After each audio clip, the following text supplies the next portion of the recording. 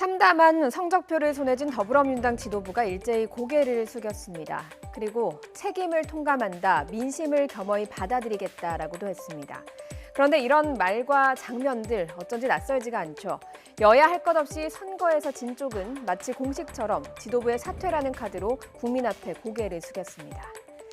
지난해 총선에서 민주당의 전례 없는 압승은 바꿔서 말하면 지금의 국민의힘의 전신인 미래통합당의 참패였습니다. 황교안 당시 대표도 가장 먼저 고개를 숙였습니다. 저는 이전에 약속한 대로 총선 결과에 대해 책임을 지고 모든 당직을 내려놓겠습니다. 보수 텃밭 외에 설 곳을 잃은 미래통합당은 103석만을 확보했습니다. 황교안 대표 역시 서울 종로에 출마했지만 이낙연 당시 민주당 후보의 큰 표차로 낙선했고요. 대표직에서 물러나야 했습니다. 2018년에 치러진 지방선거에서도 야권은 역대 최악의 참패라는 성적표를 받아들였습니다. 자유한국당을 이끈 홍준표 대표, 바른미래당을 이끈 유승민 공동대표까지 정치 전면에서 물러나야 했습니다. 투표가 끝나고 출구조사 결과가 나올 때부터 한국당의 상황실은 침울했습니다. 결과는 전국 광역자치단체 17곳 중 14곳을 여당인 민주당이 차지했습니다. 탄핵 국면을 거치고도 제대로 혁신하지 않는 야당의 모습에 민심은 차갑게 등을 돌렸습니다. 개표 시작 1시간여 만에 당내에서 홍준표 지도부에 대한 사퇴 목소리가 나왔고요.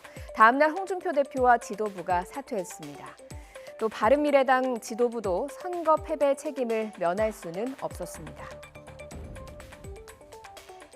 우리는 참패했고 나라는 통째로 넘어갔습니다. 국민들로부터 신뢰받는 신보수주의 정당으로 거듭나기를 기대합니다. 대표직을 물러나 성찰의 시간을 갖겠습니다. 저의 모든 것을 내려놓고 다시 시작하겠습니다.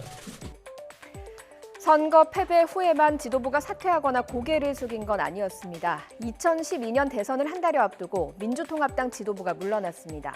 이해찬 전 대표를 비롯해서 추미애 전 장관, 우상호 의원 같은 눈에 익은 인물들이 눈에 띄죠. 단일화 협상 과정에서 안철수 후보가 정치 쇄신을 요구했고요. 여기에 걸림돌이 된다는 지적이 일자 총 사퇴한 겁니다. 2016년 새누리당 지도부도 박근혜 대통령 탄핵소추안이 가결된 이후 고개를 숙였습니다.